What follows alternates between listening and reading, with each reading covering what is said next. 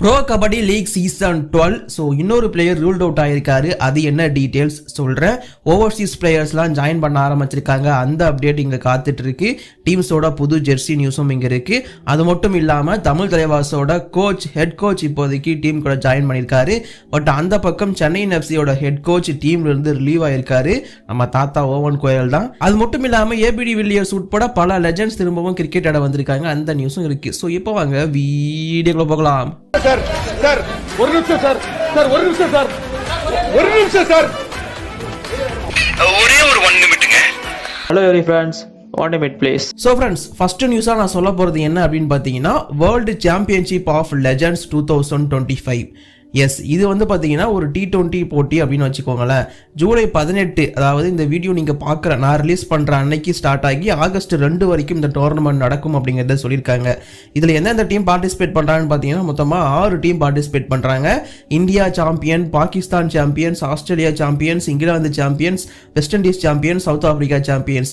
இவங்கெல்லாம் யாருன்னு கேட்டிங்கன்னா ஆல்ரெடி இன்டர்நேஷனல் கிரிக்கெட்ல இருந்து ரிட்டைர்மெண்ட் அனௌன்ஸ் பண்ண லெஜெண்ட்ஸ் எல்லாரும் இருக்கிற ஒரு டோர்னமெண்ட் தான் இது. நீங்க ஆல்ரெடி பார்த்துருப்பீங்க, பல லெஜெண்ட்ஸ் இருக்காங்கன்னு சொல்லி நாம தெரிஞ்சிருப்போம். அதுல முக்கியமா இந்தியாவை பொறுத்த வரைக்கும் ஷிகர் தவான், ரெய்னா, ராயுடு, யுவராஜ் சிங், யூசப் பதான், ஸ்டூவர்ட் பின்னி, இர்ஃபான் பதான், ராபின் உத்தப்பா, ஹர்பஜன் சிங், பியூஷ் சாவ்லா, வினய் குமார், சித்தார்த் கவுல், அபிமன்யு மிதுன், வருண் அரோன், இந்த மாதிரி பல பிளேயர்ஸ் இதில் வந்து ஆடுறாங்க.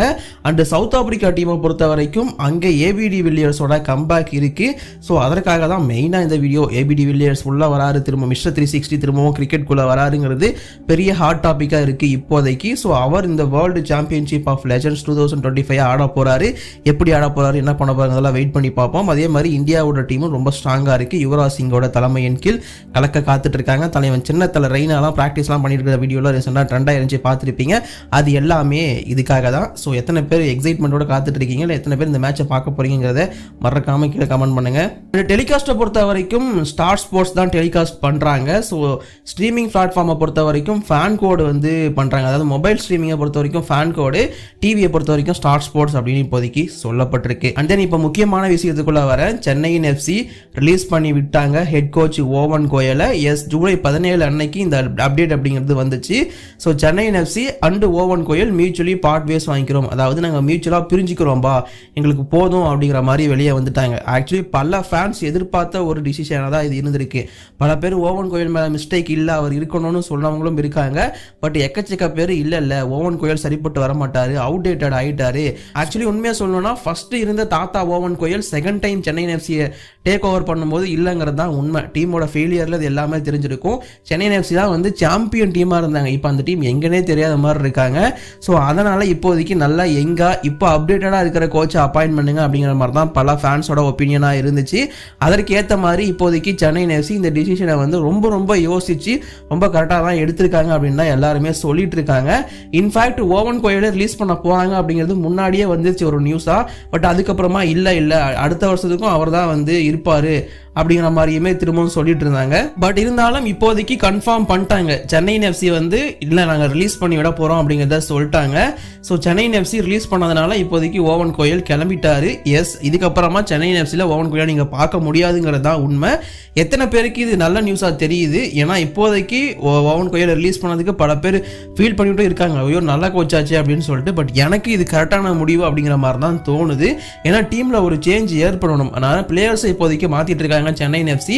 அந்த வகையில் இப்போதைக்கு கோச்சையும் ரிலீஸ் பண்ணது எனக்கு என்னமோ நல்லது அப்படிங்கிற மாதிரி தான் தோணுது. இப்போ 2025-26 சீசனுக்கு புதுசாக ஒரு டீம் அவங்க வந்து ஸ்டார்ட் பண்ணாங்கன்னா நல்லா இருக்கும். போன சீசன்லாம் 14வது இடத்த பிடிச்சிருந்தாங்க. ரொம்ப டிசப்பாயிண்டிங் பர்ஃபார்மன்ஸ் தான் இப்போ ரீசெண்டாக கொடுத்துட்டு இருக்காங்க. அது உங்க எல்லாருக்குமே தெரிஞ்சிருக்கும். அண்ட் சென்னை எஃப்சி இப்போதைக்கு ஸ்குவாட்ல ஒரு சில டிரான்ஸ்ஃபர்ஸும் பண்ணிட்டு இருக்காங்க, ஒரு சில பிளேயர்ஸை ரிலீஸும் பண்ணிட்டு இருக்காங்க. அதை பற்றி தனியாக வீடியோ வேணுமா மறக்காம கீழே கமெண்ட் பண்ணுங்க. கண்டிப்பாக சீக்கிரமாக நான் ஐஎஸ்எல் வீடியோவும் போட ஆரம்பிக்கிறேன். இப்போ நாம பிகேஎல் சீசன் 12 நியூஸுக்குள்ள வருவோம். ஸோ ரீசெண்டாக எனக்கு இன்ஸ்டாகிராமில் நிறைய பேர் ஷேர் பண்ண போஸ்ட் தெலுங்கு டைட்டன்ஸோட புது ஜெர்சி. ஸோ நிறைய பேர் எக்கச்சக்க பேர் ஷேர் பண்ணியிருந்தீங்க ஆக்சுவலி. ஸோ இதான் என்னோட இன்ஸ்டா ஐடி. ஸோ நீங்கள் வந்து பர்சனலாக ஃபாலோ பண்ணணும் அப்படின்னா லிங்க் டிஸ்கிரிப்ஷனுக்கு கிளிக் பண்ணி ஃபாலோ பண்ணிக்கோங்க. ஸோ உங்களுக்கும் அங்கே நான் டவுட்ஸை கிளியர் பண்ணி வைப்பேன். ஓவரால் தெலுங்கு டைட்டன்ஸோட இந்த ஜெர்சியை பார்க்கும்போது ஃபுல் ஆஃப் எல்லோ, கொஞ்சமாக அந்த மெரூன் கலரை ஆட் பண்ணி பார்க்க நல்லா இருக்கு. அது முக்கியமாக அதில் வந்து இந்த ஸ்பான்சர் லோகோ மட்டும் இல்லைனா இந்த டிஷர்ட் வந்து நம்ம ரெகுலர் யூஸ்க்கே யூஸ் பண்ணலாங்கிற மாதிரி சூப்பராக இருக்குது அப்படின்னு தான் சொல்லுவேன். ஸோ அந்த பசில் பேட்டர்ன் அப்படிங்கிறது கொஞ்சம் நல்லா இருக்குது பார்க்குறதுக்கு. ஸோ எல்லோ ஃபுல்லிஷ் எல்லோவாக போயிருக்காங்க. அந்த அவங்க தெலுங்கு டைட்டன்ஸோட ஜெர்சியில் இருக்கிற அந்த பிளாக்கை வந்து கொஞ்சம் அவாய்ட் பண்ணியிருக்காங்களோ அப்படிங்கிற மாதிரி எனக்கு தோணுது. ஃபுல் ஆஃப் மெரூன் மாதிரி போயிருக்காங்க. ஏன்னா இப்போ தான் தெலுங்கு டைட்டன்ஸோட பேட்டர்னை தமிழ் தலைவாசி எடுக்க ஆரம்பிச்சிட்டாங்களா. அப்படி இருக்கிறப்போ என்ன ஆக்சுவலி இது வந்து ப்ராக்டிஸ் கிட்டு தான், அதாவது ப்ராக்டிஸ் பண்ணுறதுக்கான ஜெர்சி தான். மேபி அவங்களோட மேட்ச் கிட்டில் அந்த கருப்பு கலர் திரும்ப வந்துருமோ அப்படிங்கிற மாதிரி தான் எனக்கு தோணுது. ஸோ இதை பற்றி உங்கள் ஒப்பீனியன் எதுவாக இருந்தாலும் மறக்காம கீழே கமெண்ட் பண்ணுங்கள். அண்ட் இப்போதைக்கு சீக்கிரமாக நடக்க போகிற ஒரு இன்டர்நேஷனல் கபடி டோர்னமெண்ட்னா உமன்ஸ் கபடி வேர்ல்டு கப் தான். ஸோ அது இந்தியாவில் தான் நடக்க போகுது அப்படிங்கிறத சொல்லியிருந்தேன். Second women's kabaddi world cup, அதற்கு முதல் டீமாக ஸ்குவாட் அனௌன்ஸ் பண்ணியிருக்காங்க நேபாள் டீம். இது இல்லாமல் நேபாளை சேர்ந்த இன்னொரு நியூஸ் இருக்கு. எஸ், நேபாளுங்கிறதும் ஒரு ஓவர்சீஸ் தான், உங்க எல்லாருக்கும் புரியும் நான் நம்புறேன்.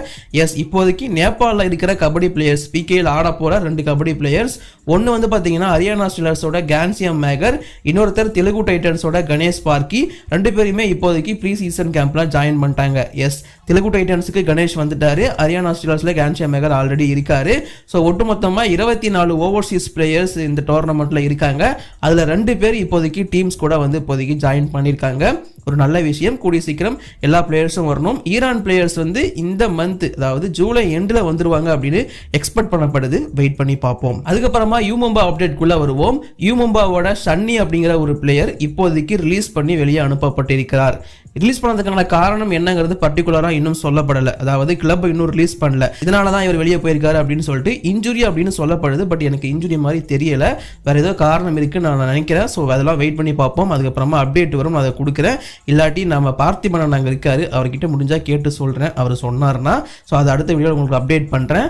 இப்போதைக்கு அவர் ரிலீஸ் பண்ணிட்டாங்க. அவர் ஆக்சுவலி வந்து பார்த்தீங்கன்னா பிகேஎல் சீசன் 10ல சைன் பண்ணி எடுக்கப்பட்ட ஒரு லெஃப்ட் கவர் பிளேயர். பெருசாக அவருக்கு வாய்ப்பு கிடைக்கல அங்கே பர்வேஷ் பெஞ்ச்வால் இருந்ததுனால. அண்ட் அது மட்டும் இல்லாமல் முகிலன் சண்முகமும் அங்கே தான் இருக்காரு அப்படிங்கும்போது ஸோ இவர் வெளியே போகிறது பெருசாக உங்களுக்கு அஃபெக்ட் ஆகாது. பட் இந்த லெஃப்ட் கவரை வெளியே அமைச்சிட்டு வேற ஒரு பிளேயர், வேற ஒரு பொசிஷனுக்கு அவங்க ஒரு பிளேயர் எடுக்க வாய்ப்பு இருக்கு. அது ரைட் கவர் பிளேயராக இருக்க வாய்ப்பு ரொம்ப அதிகமாக இருக்கு அப்படிங்கிற மாதிரி எக்ஸ்பெக்ட் பண்ணுறோம். வெயிட் பண்ணி பார்ப்போம். ரீப்ளேஸ்மெண்ட் யாருங்கிறத சீக்கிரமாக நான் சொல்கிறேன். அது மட்டும் இல்லாமல் தமிழ் தலைவாசோட ஹெட் கோச் சஞ்சீவ் பலியான் ஜூலை 17 அன்னைக்கு ஸ்குவாட் கூட ஜாயின் பண்ணிட்டாரு அப்படின்னு சொல்லிட்டு இப்போதைக்கு ஒரு வீடியோவை ரிலீஸ் பண்ணியிருந்தாங்க தமிழ் தலைவாசு. பிளேயர்ஸ் எல்லாருமே, இந்தியன் பிளேயர்ஸ் எல்லாருமே ஜாயின் ஆகிட்டாங்க. அதற்கு முன்னாடி நம்ம சுரேஷ்குமார் அண்ணா மட்டும்தான் டீமை மேனேஜ் பண்ணிட்டு இருந்தாரு. இப்போதைக்கு சஞ்சீவ் பலியான் அவரோட ஒர்க் எல்லாம் முடிச்சுட்டு இப்போதைக்கு கேம்ப்ல ஜாயின் பண்ணிட்டாரு அப்படிங்கிறதுக்கான தகவல் வந்திருக்கு. தமிழ் தலைவாசு அஃபிஷியலாக அனௌன்ஸ் பண்ணிட்டாங்க. அப்பா குரு வந்துட்டாருப்பா அப்படிங்கிற மாதிரி அந்த போஸ்ட் நீங்களுமே, அந்த வீடியோவை நீங்களுமே பார்த்துருப்பீங்க. அதான் இப்போ நீங்கள் பார்த்துட்டும் இருக்கீங்க. ஸோ சஞ்சீவ் பலியான் வந்ததுக்கு அப்புறமா மற்ற பிளான்ஸ் எல்லாம் பேச ஆரம்பிச்சிருப்பாங்க. அதாவது ஸ்டார்டிங் 7 எப்படி, கேப்டன் யார், இந்த மாதிரிலாம் போகும். ஸோ இதெல்லாம் அடுத்தடுத்த அப்டேட்கள்லாம் உங்களுக்கு வீடியோவாக அப்டேட் பண்ணுறேன். அதுக்கு மறக்காம நம்ம சேனலை சப்ஸ்கிரைப் பண்ணி வச்சுக்கோங்க. இப்போதைக்கு வீடியோ முடிச்சுட்டு வீடியோ போஸ்ட் லைக் பண்ணுங்க, ஷேர் பண்ணுங்க. என்னோட குற்றம் குறைகள் எதுவாக இருந்தாலும் கீழே கமெண்ட் பண்ணுங்க. தேங்க்யூ.